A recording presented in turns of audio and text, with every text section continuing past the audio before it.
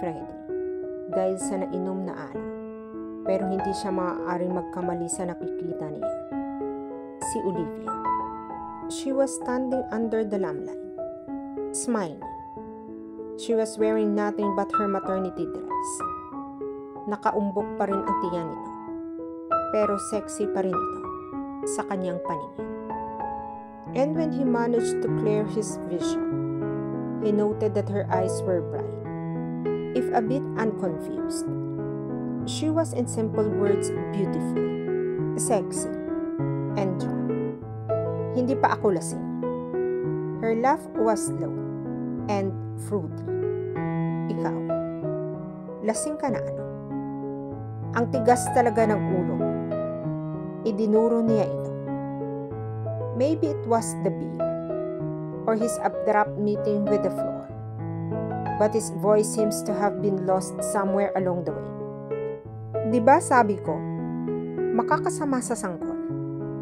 Bakit ka pa umiinom? Kanina pa ako umiinom, sabi nito. Ngayon mo lang napansin. Nag-uusap tayo habang umiinom. Napanood na natin yung mga lumang pelikula. Did you ever watch?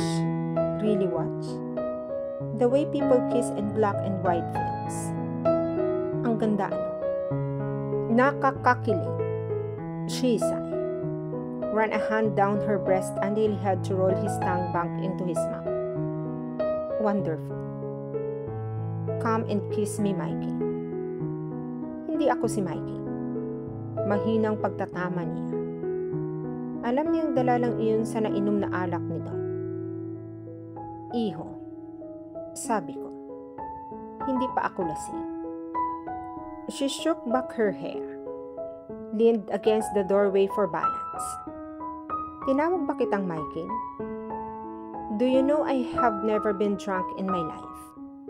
A little tipsy. I will admit to having been.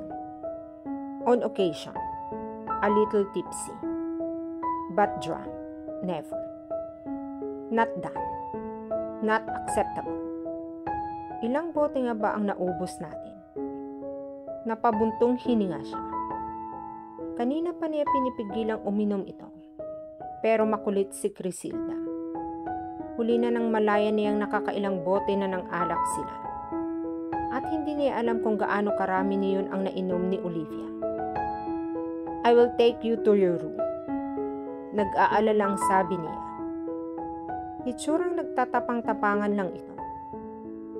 Kaya ko. Sagot nito. Ako pa. Kaya mo? Pero ang bata. Sinulipan niyang nakaumbok na tiyan nito.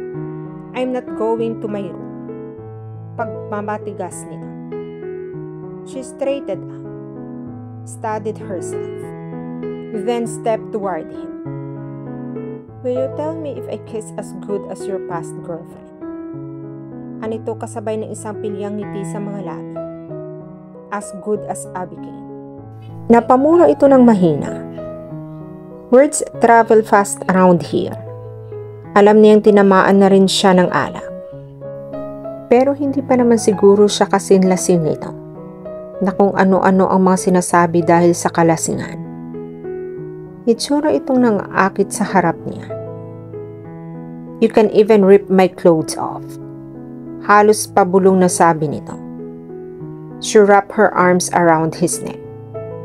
Pakiramdam niya ay may nakakapangilabot na kuryenteng gumagapang sa buong katawan niya. Are you going to put your hands on me? Isipin mo ako si Abigail. Okay lang iyon. Olivia stopped this. Saway niya rito. No, I can't. May sikreto ako. Nakangiting sabi nito. Gusto mong malaman? She pressed against him, put her mouth on his ear. Oh God. Napapikit siya at hindi makapaniwala sa sumunod niyang nagawa. She was going to be sorry come sunrise. But what the hell?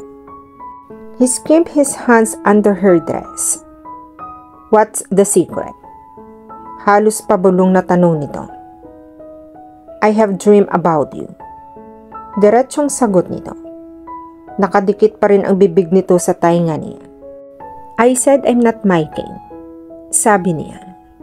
Naiinis siya sa sarili. Pwede naman niyang putulin na agad ang nangyayaring iyon. Pero hindi niya magawa. Pwede na niyang kargahin ito at dalhin sa silid nito.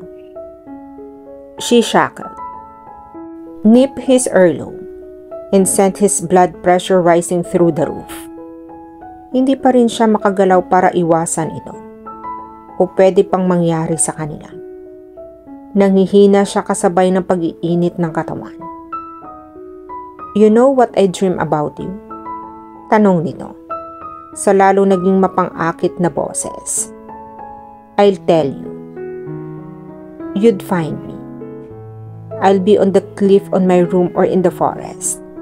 And you'd find me. And my heart would start to pound. So hard, so fast. Olivia, ihahatid na kita sa kwarto mo. Walang kakurap-kurap na sabi niya. She took his hands, pressed against her heart, para siguro iparamdam sa kanya kung gaano kabilis ang tibok ng puso nito. Siguro nga. Siguro nga si Michael na ang nakikita nito sa katauhan niya. Dahil sa kalasingan nito.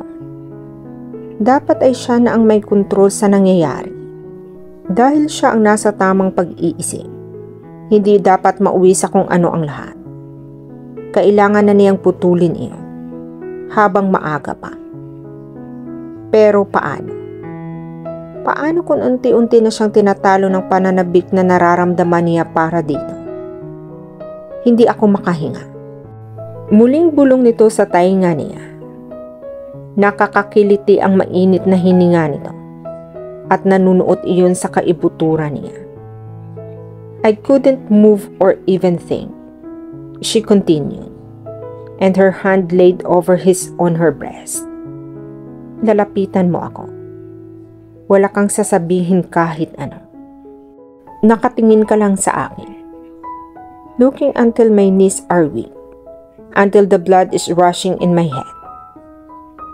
You would kiss me. So rough, so hot. The way no one else ever would. No one else would dare touch me the way you touch me. Olivia, ano bang pinagsasabi mo? Hinagip niya ang mga kamay nito at pilit itong inalayo sa katawan niya. Ngunit nang masalubong niya ang namumungay na mga mata nito, ay nakaramdam siya ng iba. He was like droning, staring into those deep eyes. Isang mapang-akit na ngiti ang pinakawala nito. Nakikita mo na ba ang sinasabi ko? Tanong nito. Nalalanghap na niya ang hininga nito. You'd rip my clothes. Rip them off. And take me right wherever we are. Just like you did the night in my dreams. Olivia. Pilit na naman siyang umiiwas sa lasing na babae. She circled away. Arms lifted like a dancer. On point while he stood where he was. Aching. Paano ba siya makakaiwas kung ayaw sumunod ng katawan niya sa sinasabi ng isip niya? Paano siya lalayo kung ang gusto niyang gawin ay yakapin ito? Yun ang sekreto ko. Sabi muli nito sa namumungay pa ring mga mata. I dreamed of you. Natawa ito. Sabay tutok ng isang kamay sa noo. Being drunk feels just like it feels having you on top of me. Inside me. Pounding in me. God. I would love it. I would. Naiinis na siya sa sarili niya sa mga nangyayari. Hindi niya alam kung kaya pa niyang pigilan ang nararamdaman. Kung sa pagkakataong iyon, ay makakaya pa niyang magpakatibay at huwag magpadala sa tawag ng tukso, ay hindi niya alam. Minabuti niyang buhatin si Olivia para dalhin sa silid nito. Nang ilapag na niya ito sa kama, Bigla na lamang siyang hinila nito hanggang sa maglapit ang kanilang mga mukha. Napatingin siya sa nanginginig na mga labi nito. He was defeated. He lowered his lips to hers, brushed, teased, nibbled. Nagpipilit pa rin siyang lumayo rito. Ngunit iyon na yata ang pinakamahirap gawin ng mga sandaling iyon. He lingered on her mouth, changing the angle and depth, the tone of the kiss. Light one moment, intense and urgent the next, then smoky. God, hindi na nga niya kayang lumayo kay Olivia. Hinubad na niyang suot ng t-shirt sa kaniyakap ito ng mahigpit. Nang bigla niyang maramdaman ang kaumbukan ng tiyan nito, tila napasong napalayo siya rito. Tiningnan siya nito na nagtatanong ang mga mata.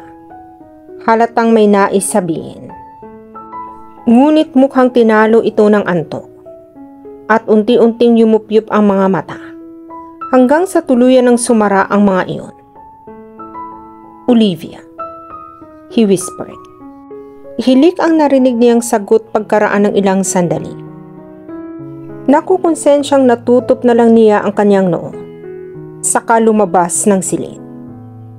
Napabalikwas ng bangon si Olivia. Napadiretso siya ng banyo nang maramdaman ang pagduduan. Buntis siya. Binatukan niya ang sarili. Tanga, hangover lang iyan. Lasing nga pala siya sa nagdaang gabi. Nalasing o tamang sabihin sadyang naglasing. At hindi siya pwedeng magsinungaling sa sarili. Maski na sinabihan ng espiritu ng alak, na parami pa rin siyang eksenang natatandaan.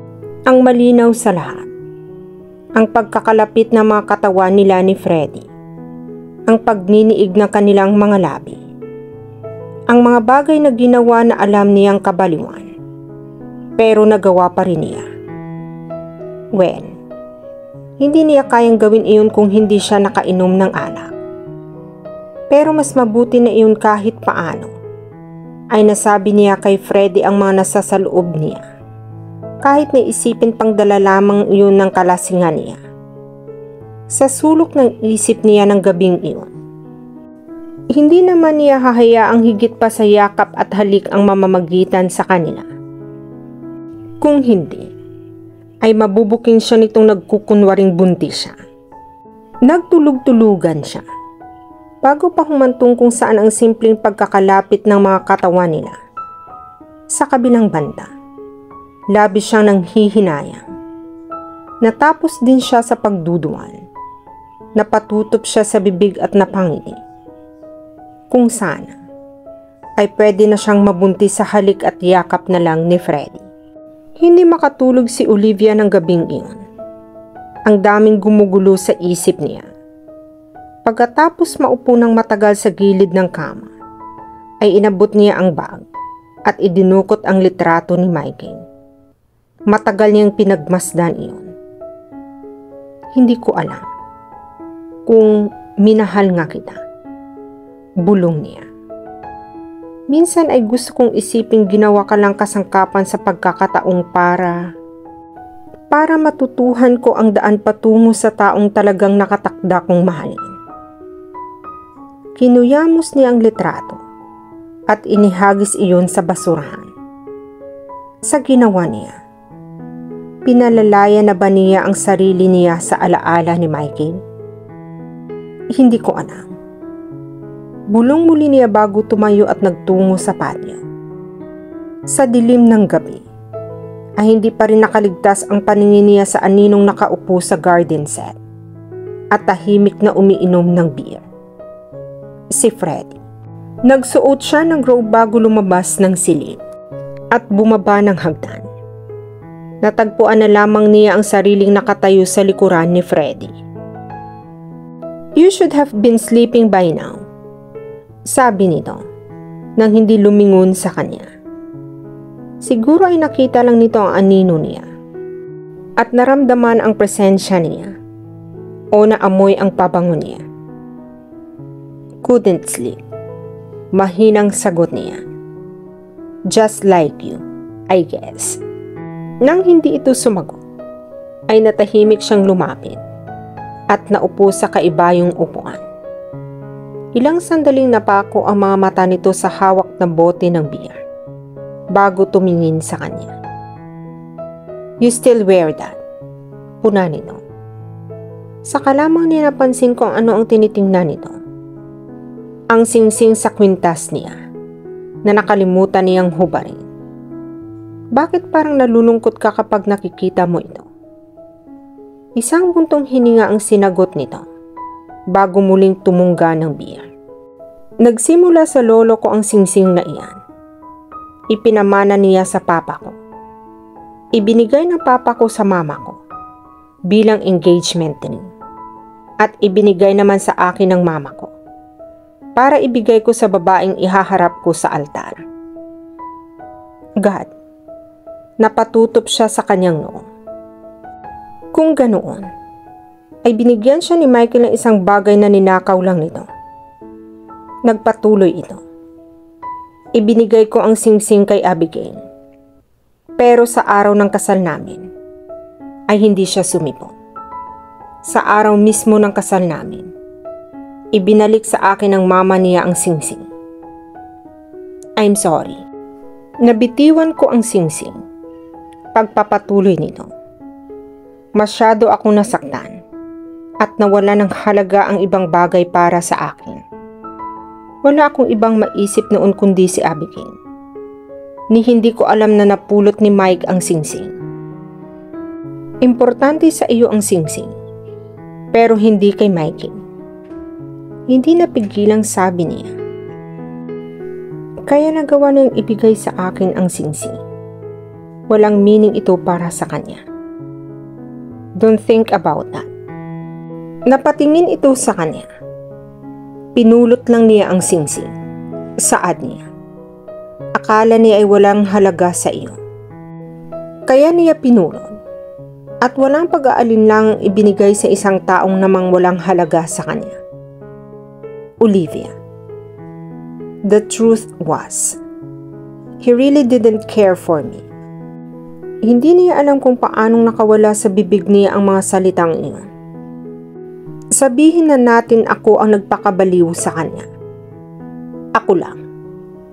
But you're right. Si Michael ang tipo ng lalaki walang planong magseryoso sa kahit na sino. He did. Pagtatapat nito. Nagmahal siya ng totoo katulad ko. Pero nawala rin sa buhay niya ang babae. Ilang sandaling naghari ang katahimikan bago niya nagawang hubarin ang kwintas. Tinanggal niya ang singsing. Inabot ang palad nito at inilagay ang singsing doon. Ikaw lang ang pwedeng magpahalaga sa singsing na ito, Freddy. Sabi niya. You deserve to keep it. Pero ibinigay ni Michael sa iyo. It's yours. Isinara niya ang kamay nito bago siya tumayo at tahimik na iniwan ito. Pagdating sa lanay door, huminto siya at nilingon ito. Ngayon niya napagtantong madaling pakawala ng isang bagay na ibinigay sa kanya ng isang taong hindi pala niya totoong minahan. Ngayon ay alam na niya kung ano ang totoong kahulugan ng pag-ibig. Nandoon sa puso niya. Nararamdaman niya. Walang halong pretensions, pero may kakambal na kaagad ng sakit. Ang pag-ibig na iyon. Dahil ang lalaking mahal niya ay nakakulong pa rin sa alaala ni Abigail. At dito na po nagtatapos ang part 9 ng ating kwento. Sabay-sabay po nating abangan ang susunod na kabanata. Be good, be safe, and God bless po everyone.